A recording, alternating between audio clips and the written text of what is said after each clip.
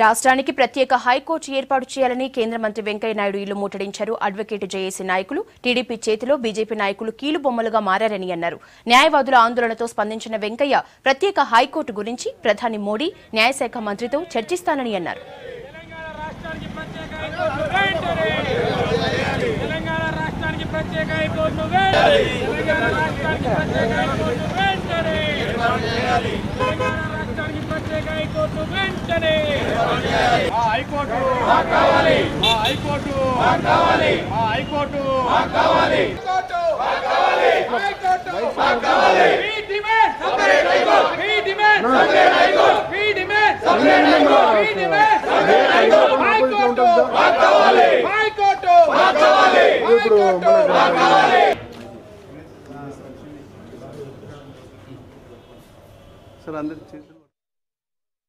Bharatiya Janata party గతంలో ప్రతిపక్షంలో ఉన్నప్పుడు తాము అధికారంలోకి వస్తే 100 రోజుల్నే తెలంగాణ ఇస్తామని చెప్పడం జరిగింది.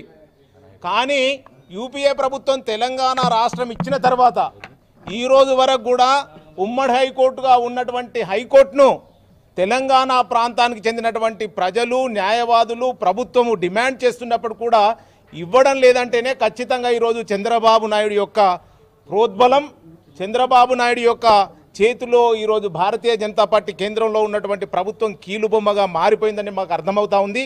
ఖచ్చితంగా ఈ హైకోర్టు విభజన జరిగేంత వరకు కూడా మా పోరాటం పెద్ద ఎత్తున కొనసాగించబోతా ఉన్నాం. 3 సార్లు చెప్పాను, చట్టంను దృష్టిలో పెట్టుకుని ఇచ్చిన హామీని దృష్టిలో పెట్టుకుని వీలైనంత తొందరగా రాష్ట్ర హైకోర్టును 2 హైకోర్టులుగా విభజించాలనేది బీజేపీ యొక్క విధానం. దాని ప్రకారం నేను పార్లమెంట్ అఫైర్స్ మినిస్టర్గా న్యాయశాఖ మంత్రితో మాట్లాడి త్వరితగతిన ఆ పని చేపట్టమని చెప్పి కోరుతాను.